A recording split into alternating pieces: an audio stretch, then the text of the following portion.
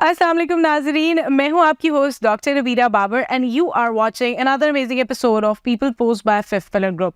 हम हमेशा अपने शो पर आपको मुख्तलिफ सीईओ से तो मिलवाते ही हैं, उनकी लाइफ जर्नी के बारे में भी बताते हैं, उनके बिजनेस के बारे में भी बताते हैं और ये भी बताते हैं कि किस तरह से वो पाकिस्तान में रेवेन्यू जनरेशन का एक बहुत बड़ा जरिया बन रहे हैं, बल्कि उसके साथ ही साथ आप सबको इंस्पायर भी कर रहे हैं कि आप भी किसी भी तरह से मायूस होने की कोई ज़रूरत नहीं है। पाकिस्तान में सिर्फ कुछ स्ट्रैटेजीज़ और पॉलिसीज़ को चेंज होने या फिर लागू होने की ज़रूरत है, जिससे बहुत सारे जो बिजनेसेस हैं पाकिस्तान में एक्सपैंड कर सकते हैं।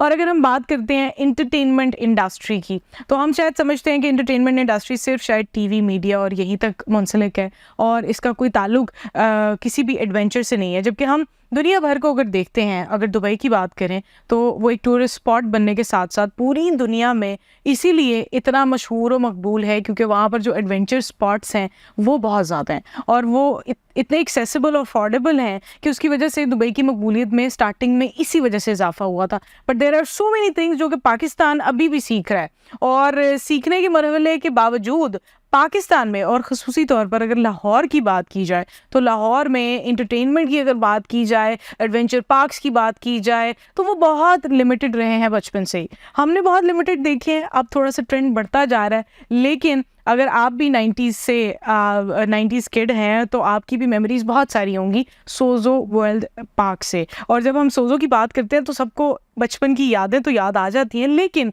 उनके फाउंडर और चेयरमैन कौन हैं आपने शायद उन्हें देखा हो या ना देखा हो, लेकिन आज हम उनसे मिलेंगे, उनसे जानेंगे, उनकी सारी स्टोरी जानेंगे कि किस तरह से उनके माइंड में ये आइडिया आया कि वो लाहौर जैसे शहर में एक एंटरटेनमेंट का कह लें कि सोर्स बनाएंगे जहाँ पर सिर्फ और सिर्फ सबसे बड़ा एंटरटेनमेंट खाने को ही समझा जाता है। और अब उन्हीं के नक्शे कदम पर चलकर अभी भी लाहौर में बहुत सारे और पार्क्स, एडवेंचर पार्क्स और इस तरह से चीज़ें बनती जा रही हैं। लेकिन हर इंसान की एक स्टोरी होती है, आज हम उनकी स्टोरी जानेंगे। लेकिन वो सिर्फ फाउंडर और चेयरमैन नहीं है सोजो के, उसके अलावा वो प्रेसिडेंट भी रह चुके हैं लाहौर चैम्बर ऑफ कॉमर्स के। और ना सिर्फ वो लाहौर चैम्बर ऑफ कॉमर्स के प्रेसिडेंट रह चुके हैं, उनकी जो सर्विसेज हैं वो सिर्फ इतनी महदूद नहीं है कि उन्होंने सिर्फ पाकिस्तान में ही रहकर पाकिस्तान के लिए काम किया, उन्होंने हमसाया मुल्क इंडिया में भी जाकर बहुत सारी मेमोरीज बनाई जो कि आज हम जानेंगे आज के शो में। तो आपने हमारे साथ ही जुड़े रहना है, आपको अपने गेस्ट से मिलवाते हैं। हमारे साथ इंजीनियर सुहेल लशारी साहब मौजूद हैं जो कि चेयरमैन और फाउंडर हैं सोजो वाटर पार्क के और former president of Lahore chamber of commerce भी हैं। अस्सलाम वालेकुम and a very warm welcome to the show. वालेकुम अस्सलाम, thank you very much for having me. You're welcome. It's a pleasure having you on our show. और सोजो की जब हम बात करते हैं तो सब बच्चों की जो है, बच्चे तो नहीं, खैर अब हम बड़े हो गए हमारी मेमोरीज जो है, हमारे बचपन में एक ही पार्क होता था लाहौर में, that was Sojat water park. किस तरह से आपने उसको बनाया? मतलब उस टाइम पे इतना कॉन्सेप्ट भी नहीं था, लोग बहुत लिमिटेड लोग जाया करते थे और मुझे याद है कि ये तब भी कोई इतना ज़्यादा एक्सपेंसिव नहीं था। तो क्या आपका थॉट प्रोसेस था, किस तरह से आपने इसको बनाया? बिस्मिल्लाहिर्रहमानिर्रहीम। देखिए, सबसे पहली बात तो मैं आपके नाज़रीन को ये बताऊं कि सोजो का मतलब क्या है। तो ये बुनियादी तौर पे हम दो भाइयों के नाम हैं। मेरा नाम सुहेल है, एसओ वहाँ से लिया, और मेरे सबसे छोटे भाई जोरेज़ हैं, उनका नाम जियो था, तो फिर उससे हमने इसका नाम सोजो बनाया। तो जहाँ तक इसके आइडिया का बात है वो जोरेज़ भाई का था और ही thought up with this idea कि भी एक ऐसा पाकिस्तान में, ख़ास तौर पर लाहौर में प्राइवेट सेक्टर में कोई एंटरटेनमेंट नहीं है और जो पब्लिक के लिए आम हो। तो फिर हम चूँकि सारे भाई स्विमर्स थे, पानी के साथ भी शगफ था, तो हमने जब बाहर की दुनिया में थाईलैंड, सिंगापुर में उस दौर में 1986 में जब देखा तो हमें ख़्याल आया कि हम ऐसा एक पार्क लाहौर में बनाते हैं। तो मैं उस वक्त एज इंजीनियर काम कर रहा था, भाई भी मेरे चूँकि मार्केटिंग में थे वो भी काम कर रहे थे। तो हमने फिर यही सोचा कि हम इस पे काम करते हैं। फिर हमने ज़मीन ख़रीदी जल्लो के पास और फिर उसके बाद उस दौर में एक बैंक होता था NDFC, उससे लोन लिया और हमने फिर ये 2 सालों की कंस्ट्रक्शन के बाद इट वाज़ मई 1988 जब हमने इसका इनॉग्रेशन की। और आपने जैसे भी कहा वो सस्ता था उस दौर में। हमारा टिकट जो था 14 रुपये और 7 रुपये। अच्छा, मैं सिर्फ 90s की बात करी थी लेकिन ये 80s का है लेट 80s का 1988 में। तो टिकट बड़ा लो रखा हुआ था और माशाल्लाह पहले दिन से ही क्लिक।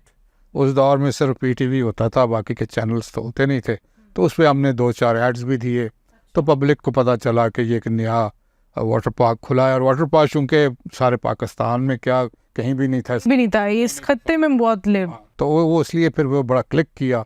और चूँकि हमने जनरल पब्लिक के लिए खोला था, कोई लीड का तो बनाया नहीं था, तो इसलिए इसको बड़ी बिजराई मिली। और आज तक इसको 35-36 साल हो गए हैं, कामयाबी से चल रहा है और लोग इसमें एंजॉय कर रहे हैं। और हम भी हर दूसरे-तीसरे साल कोई नई चीज़ लगाते हैं ताकि अब टेक्नोलॉजी भी खासी बेहतर हो गई है फॉर द लास्ट से 10-20-15 ईयर्स। तो अब नई चीज़ें भी हम लाते हैं, और वो ये होता ही है कि you have to retain the public, क्योंकि जब बिज़नेस कोई भी हो, चाहे बर्गर का ही क्यों ना हो, जो आपने खाने की बात की है, कि जब तक आप रिपीटेडली बर्गर नहीं खाएंगे तो वो बर्गर वाला कम बंद हो जाएगा। तो इसी तरह बिज़नेस में ये है कि रिपीटेडली लोग आएँ, उसके लिए फिर हम नई से नई चीज़ें लगाते हैं। और पानी को बड़ा साफ़ रखा हुआ है, और बाकी की सफाई का बहुत ख्याल है। और इसी तरह हम लेडीज़ का सेक्शन अलहदा बनाया जो कि पहले नहीं था, और फिर हमने यही सोचा कि भाई इनके लिए भी फैमिलीज़ जो आती हैं तो उनके लिए अलग से करें। तो माशाल्लाह वो बड़ा कामयाब चल रहा है। और अभी हम सोच रहे हैं कि लेडीज़ सेक्शन को और बड़ा करें, एक्सपैंड करें, क्योंकि ज़मीन माशाल्लाह हमारी अपनी है, we own that place.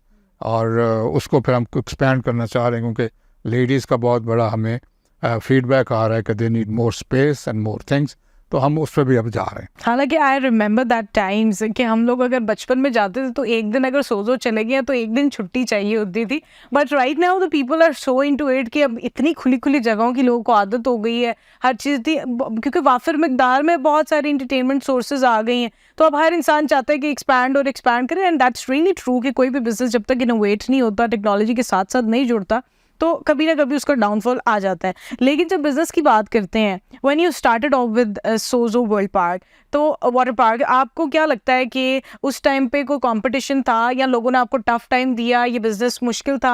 Pakistan में स्टार्टअप्स डिफिकल्ट थे बैक देन दैट टाइम, या आज मुश्किल है? देखिए, स्टार्टअप्स तो इस वक्त ज़्यादा मुश्किल हैं, और ख़ास तौर पे उस वक्त एंटरटेनमेंट में क्योंकि और कंपटीशन कोई नहीं थी, तो इसलिए हमें कोई ऐसा टफ़ टाइम नहीं देखने को मिला।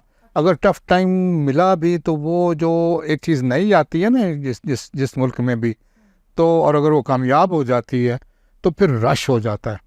फिर जब रश हो जाता है तो फिर वो उसको मैनेज करना बड़ा मुश्किल हो, 4 घंटे। बस वो थोड़ा सा हमें शुरू में इशू हुआ कि पब्लिक का बिहेवियर जो था वो फिर मॉब साइकोलॉजी हो जाती है, जब बंदे बहुत ज़्यादा इकट्ठे हो जाएं। मिसाल के तौर पे आपको छोटी सी मिसाल दूं कि एक बंदा जा रहा है, उसने दरख्त की टाहनी ऐसे ही तोड़ दी, तो मैंने उससे जाकर पूछा कि यार ये तुमने क्या किया? कहता जी की कीता है मैंने कहा यार तुमने दरख्त की टाहनी तोड़ दी है। कहती तो फिर की होया? मैंने कहा यार हमें तो 3 साल लग गए इस दरख्त को इतना बड़ा करते हुए, तुमने आराम से टाहनी तोड़ दी। तो पब्लिक का बिहेवियर जो है ना वो अब बहुत बेहतर हो गया, क्योंकि जब आप चीज़ देते हैं ना इस्तेमाल करने के लिए, तो इस्तेमाल करते करते वो सीख जाते हैं। अगर आप चाहें कि पहले दिन से ही वो डिसिप्लिन्ड होगा तो वो नहीं होता। कितनी अच्छी आपने बात की, वरना normally people are like that कि लोग ऐसे ही हैं। नहीं, ऐसी बात नहीं है, लोग सीख जाते हैं, उनको पता चल जाता है ये चीज़ जो हो रही है ये हमारी बेहतरी के लिए है, ये सही है। वो शुरू में चूँकि पता नहीं होता, नादानी में कोई ऐसी हरकत कर जाते हैं। अब जैसे वो पूल इतना गहरे नहीं होते क्योंकि लोगों सारों को स्विमिंग आती नहीं है, तो वो उसमें छलांग लगाते थे, ये डाइव मारते थे, तो हम मना करते थे भाई छलांग नहीं लगानी, सीढ़ियाँ बननी है, आराम आराम से अंदर जाएँ स्विमिंग पूल के अंदर। तो वो शरारतन फिर भी डाइव लगा देते थे। फिर किसी का सर फट गया, किसी को चोट लग गई, फिर उनको समझ आ गई कि यार ये ख़तरनाक है, ये सही कह रहे हैं, लिख के लगाया हुआ है डाइव लगाना मना है, सीढ़ियों से आराम से उतर के जाएँ। तो फिर पब्लिक समझ जाती है विद टाइम, वो ठीक हो जाते हैं। मतलब ये चीज़ें आपने सिखा दी, कहने सोजो वाटर पार्क ने सिखा दी। अच्छा, लेकिन निशारी साहब, आपका ना लाहौर चैम्बर ऑफ कॉमर्स में जो रोल रहा है वो बड़ा आपका मेमोरेबल रहा है, और आपकी कुछ स्पीचेस जो इंडिया की हैं वो बड़ी मशहूर रही हैं, बड़ी मेमोरेबल रही हैं। आप जब डेलीगेशंस को यहाँ से लेकर जाते थे इंडिया, उनकी कोई मेमोरीज शेयर करना चाहेंगे हमारे साथ? देखिए, सबसे पहली बात तो ये है कि वो एक दौर अच्छा था कि इंडिया के साथ हम कॉन्फिडेंस बिल्डिंग मेजर्स कर रहे थे, और पीपल टू पीपल कांटेक्ट हो रहा था, आना जाना लगा हुआ था। वो भी इधर एक्सपोज पे आते थे, डेलीगेशंस लेके आते थे, फिर हम भी उधर जाते थे, और कोशिश होती थी कि कोई ना कोई ट्रेड के हवाले से कोई एक्सचेंज हो सके। कि हमारे कपड़े उधर जाएं, उधर से कोई टेक्निकल चीज़ अगर इधर आती है तो वो आए। तो वो दौर एक लिहाज से बड़ी कोशिश हो रही थी कि कुछ नॉर्मलाइज इंडिया के साथ अपने टर्म्स तल्लुकात नॉर्मलाइज करें। तो मैं चूँकि प्रेसिडेंट भी रहा हूँ, जैसे आपने मेरे तारफ़ ने कहा, और फिर मैं 2004-05 में सीनियर वाइस प्रेसिडेंट भी रहा, तो मुझे 2 दफ़ा लाहौर चैम्बर को सर्व करने का मौका मिला। तो उस दौर में भी हम इंडिया जाया करते थे, और अमृतसर में बहुत बड़ा एक एक्सपो नवंबर-दिसंबर में लगा करता था, तो वो हम अटेंड करते थे। तो मैं बहुत दफ़ा उस लिहाज से इंडिया गया और बॉम्बे तक गया, हम आगरा भी चैम्बर गए हम, और बहुत सी जगहों पे हम फिरे, दिल्ली सारा। तो मगर अमृतसर में हमारी कोशिश होती थी कि हम कोई ना कोई ऐसा एक्सचेंज करें बिजनेस, कि उधर से चीज़ें इधर आएँ, इधर से उधर जाएं। वहाँ के लोग ज़्यादा हॉस्पिटल थे, क्या वजह थी? हाँ, ये भी आप कह सकते हैं, मगर नहीं, उस वक्त पूरा हिंदुस्तान ही बड़ा हमारे के साथ बहुत अच्छा सलूक करता था, और वो पीपल टू पीपल कांटेक्ट बहुत अच्छा था, और दुकानदार भी बड़े अच्छे थे, हमें डिस्काउंट भी दे देते थे, और हम भी इनको यहाँ जब वो आते थे तो हम भी उनको साथ इसी तरह ट्रीटमेंट करते थे। तो जो आपने बात की है इंडिया में ना, तो वो जो डेलीगेशन हम लेके जाते थे अमृतसर वाला, तो उधर चूँकि वो सारे पंजाबी स्पीकिंग हैं, और वो खुल के पंजाबी जो उनकी अपनी अमृतसरी पंजाबी है वो बोलते हैं। हमने तो लाहौर में भी पंजाबी बोलनी छोड़ दी है, तो फिर मैं उधर जाके पंजाबी में तकरीर करता था, तो वो फिर बहुत सराही जाती थी, और बहुत से लोग मुझे उस लिहाज से पसंद करते थे कि ये अपनी माँ बोली में बात करता है। और फिर यही हम बात करते थे कि भाई, एक आपकी बड़ी मशहूर रही तकरीर जिसमें आपने बाबा बुल्ले शाह के शेर भी पढ़े, और उसकी वजह से फिर आपको सीएम ने स्पेशली बुलाया भी। उस यादगार को आप किस तरह से जो है हमें बताएंगे? वो बस ऐसा ही है कि वो चूँकि उस वक़्त महेंद्र सिंह उनके कांग्रेस के सीएम थे, और वो उस जो सेमिनार हो रहा था उसको वो लीड कर रहे थे, चीफ गेस्ट थे, तो हम भी उधर गए हुए थे। तो फिर मैंने उनको कुछ बुल्ले शाह भी सुनाया, कुछ मैंने उस्ताद दामन सुनाया। तो वो कभी उधर बैठ के तुम भी रोए, इधर बैठ के हम भी रोए, वो इस किस्म का है, मुझे अब याद नहीं आ रहा। तो उन्होंने फिर मुझे स्पेशली कहा कि जी आप अपना डेलीगेशन लेके रात को हमारे साथ खाना खाएं। फिर हम भागम भाग गए कि भी खाली हाथ तो उधर जाना नहीं है। फिर हमने बहुत खूबसूरत एक बड़ा सा एक बाउल ख़रीदा सिल्वर का वहीं से, और उस दौर में भी वो तकरीबन कोई 50,000 का आया था, इंडियन 50,000, यस। तो हमने फिर उनको वो प्रेजेंट किया। फिर उन्होंने अपनी वालदा से मिलवाया, जो उनको वो उसको अपना मदर क्वीन कहते थे, और फिर सारे महल की सैर करवाई। और फिर हम सब दोस्तों ने उनसे फरमाइश की कि हमने फिल्म देखनी है, तो उन्होंने रात के 3 बजे सिनेमा खुलवा दिया हमारे लिए। लाहौरी बॉयज तो उन्होंने फिर हमें पंजाबी फ़िल्म दिखाई और पूरा हमें एंटरटेन किया, और वो एक बहुत अच्छी मेरी यादगार टूर है। और उसके बाद फिर मैंने एक वहाँ पे इंडिया में अमृतसर में एक्सपो किया था, और लाहौर से मैं तकरीबन कोई 120 के करीब लेके गया था एक्सपो के लिए। वो कहते हैं उसको स्टॉल, तो स्टॉल वहाँ इंस्टॉल किए, 3 दिन हमने चलाया। यकीन करें हमारा तकरीबन सारा सामान उधर बिक गया 3 दिनों में। और आखिरी दिन तो मुझे मना करना पड़ा कि आप सामान नहीं बेचेंगे, क्योंकि बुक कर लें, आखिरी दिन तक इसको चलाएं, और उनको कहेंगे जी आखिरी दिन आके पैसे दे के ले जाएं, वरना तो आपके स्टॉल अभी खाली हो जाएंगे पहले दिन ही। Wow, and what was the year that time? ये कौन सा साल? इट वाज 1916 के करीब ऐसी बात थी, 2016 के करीब, 2016। तब भी ऐसे ताल्लुकात थे इंडिया और पाकिस्तान के। एंड आई थिंक अभी भी अगर हम देखते हैं तो इंडिया की बहुत सारी चीज़ें हैं, रॉ मटेरियल पाकिस्तान में इतनी सारी चीज़ों के लिए इंडिया से आता है, लेकिन वो दुबई से घूम कर आता है।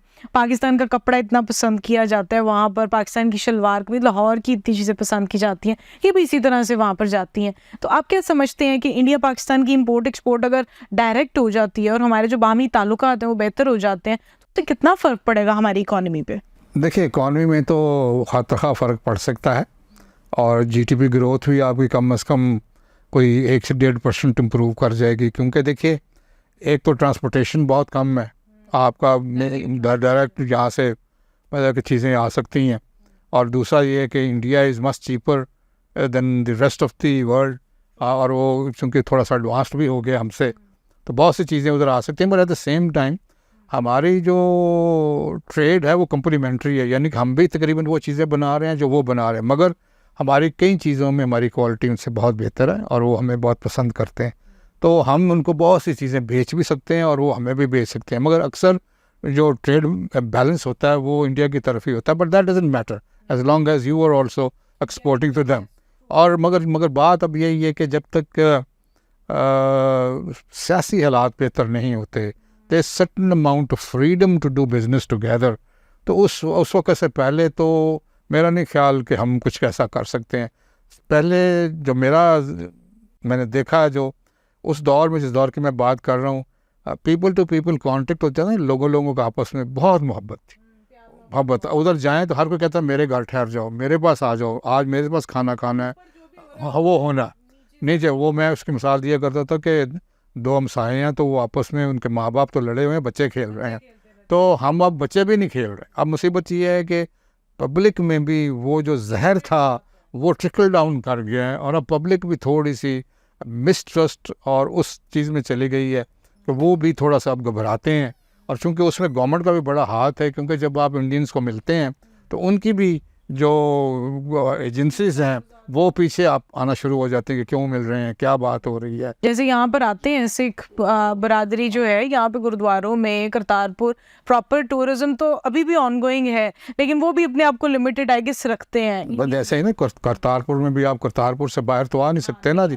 वो खैर चूँकि वो वीज़ा फ्री एंट्री है तो ठीक है, वो ये भी एक तरीक़ाकार है, मगर हमें किसी न किसी तरीके से एक नॉर्मलाइज करने चाहिए।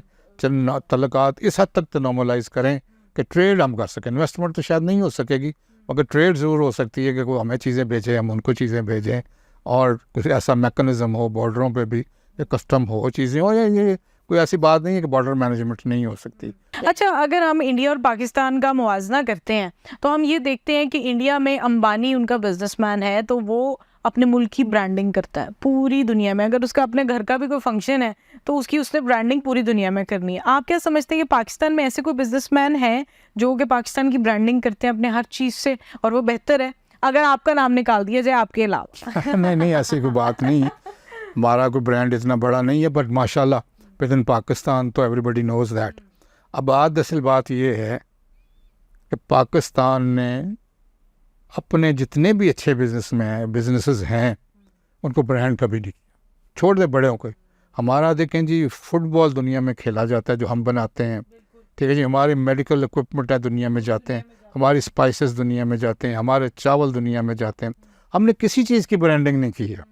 सो मैं तो इसके हक़ में बहुत पुराना हूँ, और बड़ी बड़ी कॉन्फ्रेंसेस गवर्नमेंट ने की हैं अपने दौरों में कि भाई ब्रांडिंग होनी चाहिए। हमें जब तक अपना ब्रांड नहीं बनाएंगे, जैसे एक मिसाल के तौर पे किसी ब्रांड का भी मैं नाम ले दूँ, पाकिस्तानी ब्रीजे है, so you have to build that brand on the world scenario, and that has to be done by the government officials. You cannot do it by yourself. वो आप एक हद तक कर सकते हैं, उसके आगे आपको गवर्नमेंट की सपोर्ट चाहिए होती है। और असल जो मसला पता क्या है कि गवर्नमेंट प्राइवेट सेक्टर से अपने आप को कुछ अलग ही समझती है।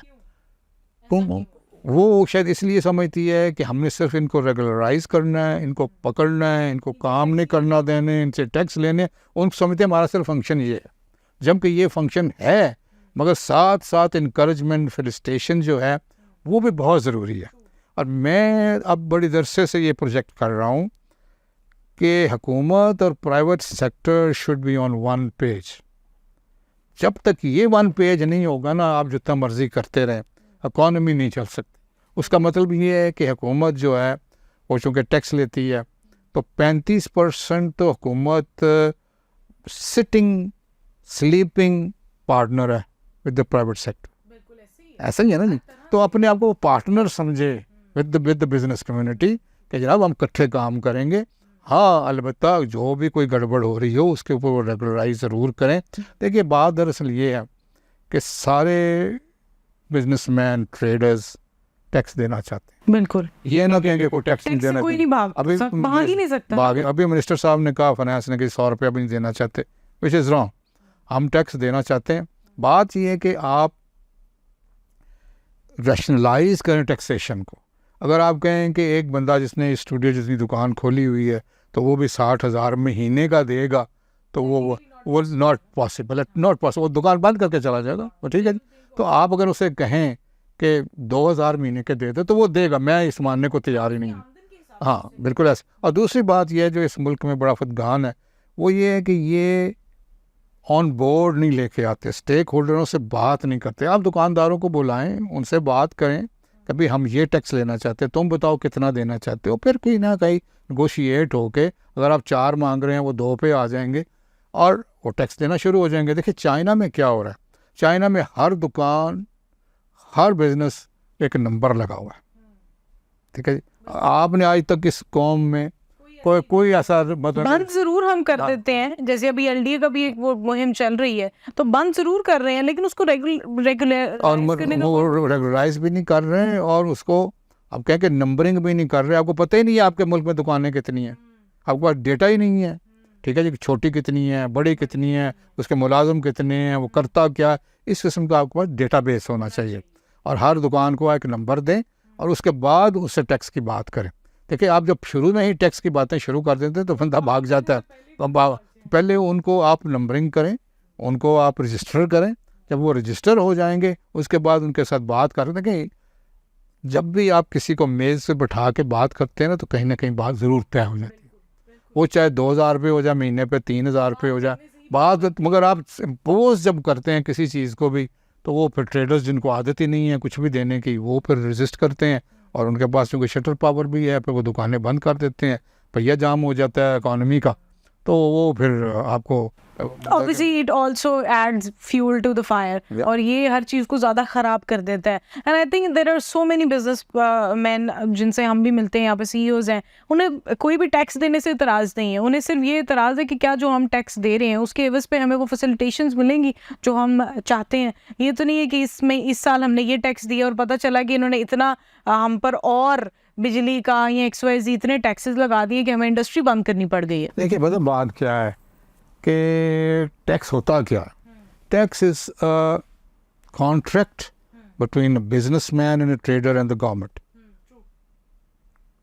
कॉन्ट्रैक्ट क्या है कि मैं आपको टैक्स दूंगा, आप मुझे ये फैसिलिटी देंगे, आप मुझे एजुकेशन देंगे, आप मुझे हेल्थ देंगे, आप मुझे सड़क देंगे, आप मुझे बिजली देंगे, ये दिस इज द कॉन्ट्रैक्ट, ठीक है जी।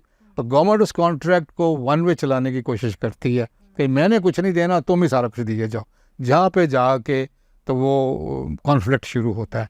तो उसके लिए हुकूमत को यही चाहिए कि भाई टैक्स ले, हम ये भी नहीं कहते कहाँ खर्च किया चलो, मगर जो कॉन्ट्रैक्ट है आपका फैसिलिटेशन का वो तो करें ना। आप हेल्थ दें, आप एजुकेशन दें, आप सड़कें दें, आप बिजली दें, और इसी तरह आप एक सोशल एनवायरनमेंट इस मुल्क में पैदा करें कि लोग हंसी खुशी रह सकें। आप ईज़ ऑफ डूइंग बिजनेस दें ताकि बिजनेस आसानी से हो सके। ये तो हुकूमत के काम है ना, जो भी हुकूमत आए बीट एनीवन, हमें तो मुल्क की कह लें खुशी और सलामती ही चाहिए, सक्सेस चाहिए, और कोई भी बिजनेस पर्सन ऐसा नहीं हो सकता जो कि मुल्क की तरक्की नहीं चाहेगा, बिकॉज उसका तो ओढ़ना छोड़ना सब कुछ एक मुल्क के साथ मुंसलिक होता है। अच्छा, जब हम लिशारी साहब मुल्क की इकॉनमी की बात करते हैं, हमने इन सब चीज़ों के बारे में बात कर ली कि ये इश्यूज़ हैं, लेकिन उन इश्यूज़ को ठीक किया कैसे जा सकता है, उसके बारे में कोई राय देना चाहेंगे आप? देखिए जो इकॉनमी होती है ना जी, वो इन आइसोलेशन तन्हाई में नहीं चल सकती। कभी जी भी ये बिजली का रेट कम कर दें तो चल पड़ेगा, पेट्रोल का रेट कम कर दें तो चल पड़ेगी। ये जो हैं ये बड़े एक माइनर इश्यूज़ हैं ऑन द मैक्रो लेवल।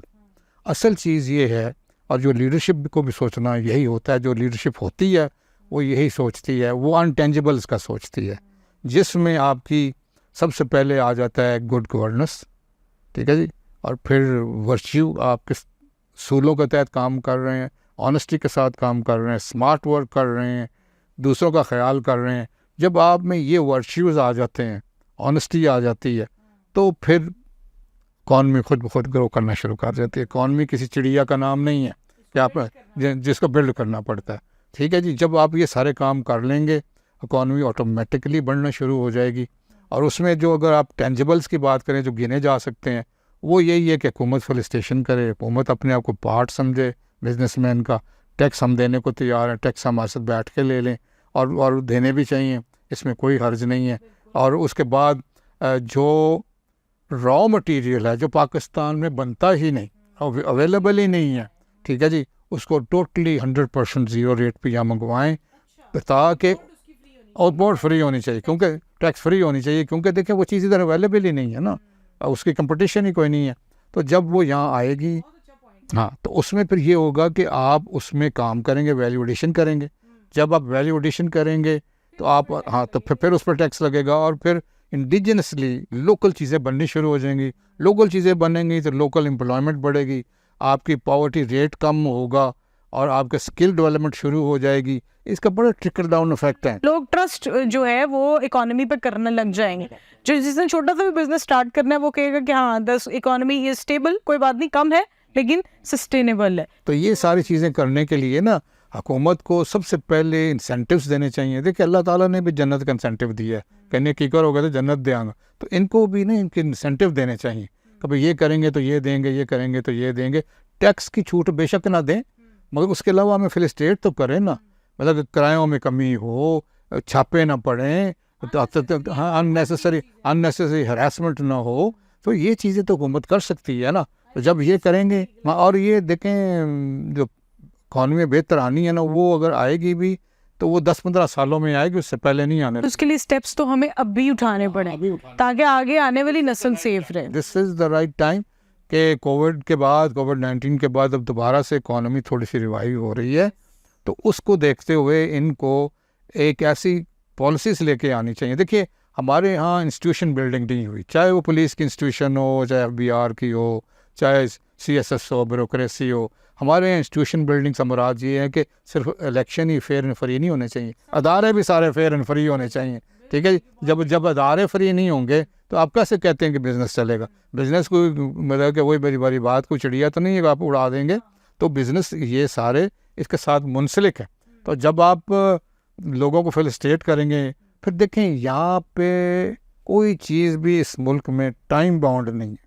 हाँ, किसी को कुछ नहीं पता, एक नहीं कब पता। काम होगा। और वो आपकी बात से मुझे वो मौलाना रूम की एक कहावत याद आ गई कि वो हमारी कौम वो है जो एक गधे पे बैठी हुई गधे से ही पूछ रही है कि कहाँ जाना है।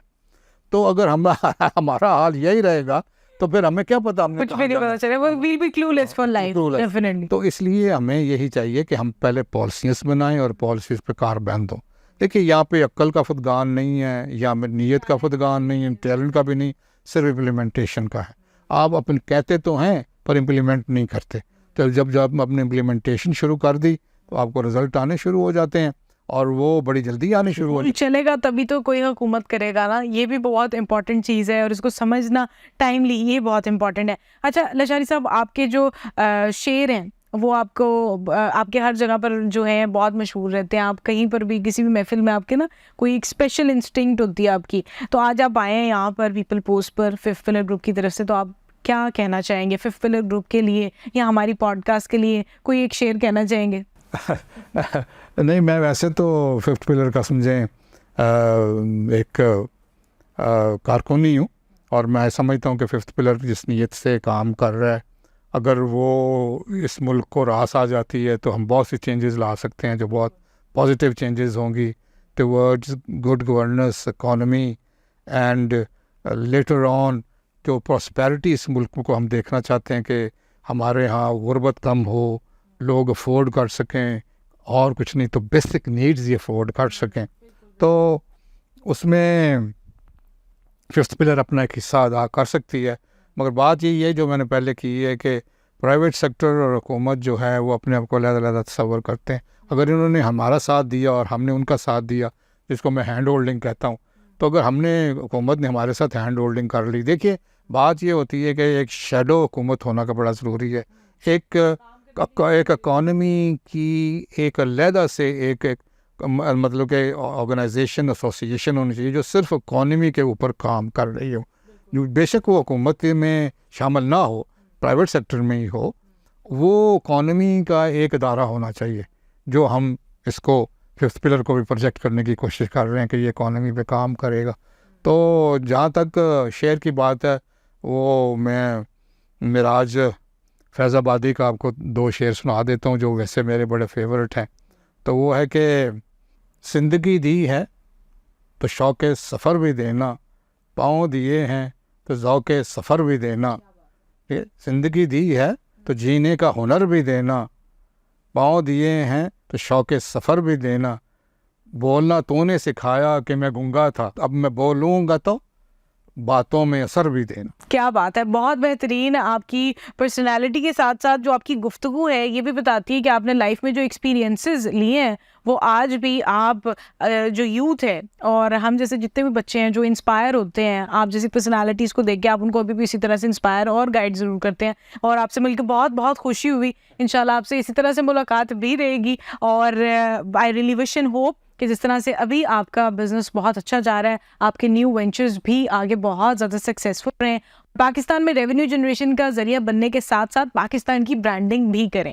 बहुत बहुत शुक्रिया आपका हमारे शो पर आने का। आपने देखा हमारे साथ इंजीनियर सुहेल लाशारी साहब मौजूद थे, CEO of Sojat water park, और उसके साथ ही साथ वो लाहौर चैम्बर ऑफ कॉमर्स से भी बहुत अरसा मुंसलिक रहे हैं। प्रेसिडेंट वाइस प्रेसिडेंट की सीट्स पर रहने के साथ साथ उन्होंने पाको इंडिया जो कह लें कि कॉन्फ्लिक्ट्स हैं उनको कम करने में और एक अमन की फ़िज़ा कायम करने में भी बहुत रोल प्ले किया है। He has been doing a lot for the business community, expose लगवाना इंडिया में, वहाँ पर अपनी रिप्रेजेंटेशन करना, पाकिस्तान के बिज़नेस पर्सन की बिज़नेसेस की रिप्रेजेंटेशन करना और एक खूबसूरत प्रेजेंटेशन करना, उसमें उन्होंने बहुत रोल प्ले किया है। एंड आई थिंक ऐसे लोगों की इस वक्त में बहुत ज़्यादा ज़रूरत है, ऐसे यंगस्टर्स की बहुत ज़्यादा ज़रूरत है जिनमें ये स्पिरिट मौजूद हो कि ना सिर्फ वो अपने बिज़नेस के लिए काम करें बल्कि अपनी सोसाइटी के लिए, अपनी कंट्री के लिए भी कुछ करें।